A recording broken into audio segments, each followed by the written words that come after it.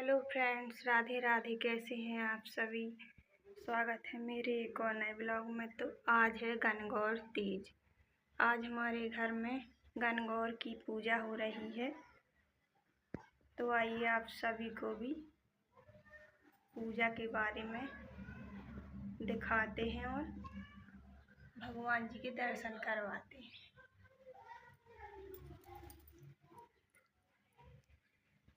तो फ्रेंड्स, ये पूजा की सामग्री, ये फल फूल हैं और ये अबीर गुलाल, ये माता रानी का श्रृंगार, ये माला है शंकर भगवान जी के लिए, ये अभिषेक के लिए सामग्री, ये आरती की थाली और ये तेसु के फूल का रंग है। हमारे यहाँ ये तेसु के फूल का रंग बनाया जाता है। इसी थाली में भगवान जी को अभी देखेंगे।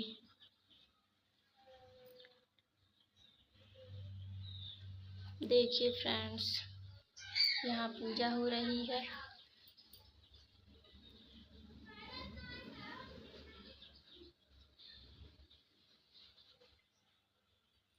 फ्रेंड्स, ये मेरी मम्मी हवन कर रही हैं।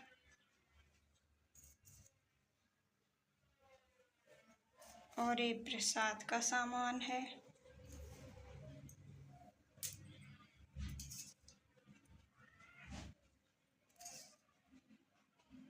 फ्रेंड्स देखिए, पूजा हो गई है। आप सभी भी दर्शन कर लीजिए। अब मेरी मम्मी कथा कहेंगी, तो आप सभी सुनिए। बोलिए शंकर भगवान की जय, गणगौर माता की जय। प्राचीन काल में एक समय भगवान शंकर जी और माता पार्वती जी पृथ्वी लोक का भ्रमण करते हुए पृथ्वी लोक पर आए। पृथ्वी लोक पर जैसे ही भ्रमण कर रहे थे तो माता पार्वती जी को प्यास लगी तो भोलेनाथ जी से माता पार्वती जी ने कहा कि भोलेनाथ, हे प्रभु, हमें प्यास लगी है। तो महादेव जी ने कहा कि जाओ पार्वती जी, वहाँ एक सरोवर है, सरोवर में जल ग्रहण करके आओ। पार्वती मैया गईं। पार्वती मैया ने जैसे ही अपने हाथों में जल लिया तो कभी तेसु का फूल आ गया, कभी बेलपत्री, कभी कुछ ना कुछ आता रहा। तेसु के फूलों की महिमा बहुत बड़ी है। भोलेनाथ जी ने कहा कि पार्वती जी, आज आपका कोई व्रत तो नहीं है? पार्वती जी ने कहा, ओ प्रभु, मेरा व्रत तो है। आज चैत मास की शुक्ल पक्ष की तीज, गणगौर तीज है, इसका व्रत मैं करती हूँ। तो भोलेनाथ ने सारे नगर में बुलौआ दिलवा दिया। बुलौआ देने के बाद सभी नगरवासी आम के पेड़ के नीचे माता पार्वती जी ने अपनी पूजा स्थापना की। पूजा की सामग्री सभी तैयार की और जैसे ही सब महिलाएं एकत्रित होकर आईं तो माता पार्वती जी ने भोलेनाथ की पूजा अर्चना की और तेसु के फूल मंगाए। तेसु के फूलों का रंग बनाया। तेसु के फूलों के रंग से ही उसी रंग में भगवान के दर्शन किए। इसके बाद भगवान की पूजा की और सभी नगर की महिलाओं के साथ माता पार्वती जी ने पूजा की।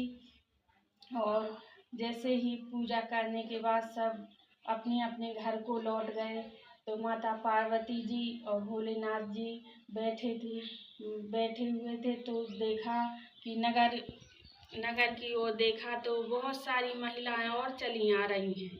जैसे ही महिलाओं को आता देख पार्वती जी ने कहा कि भोलेनाथ से कहा कि हे प्रभु, और तो सब सामग्री है परंतु रंग नहीं है।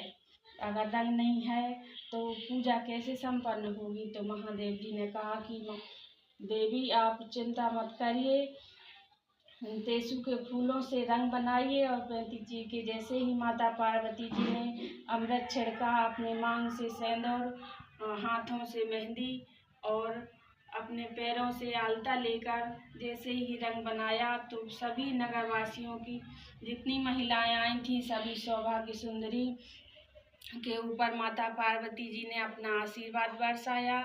अपनी हाथों से सबके ऊपर रंग डाला।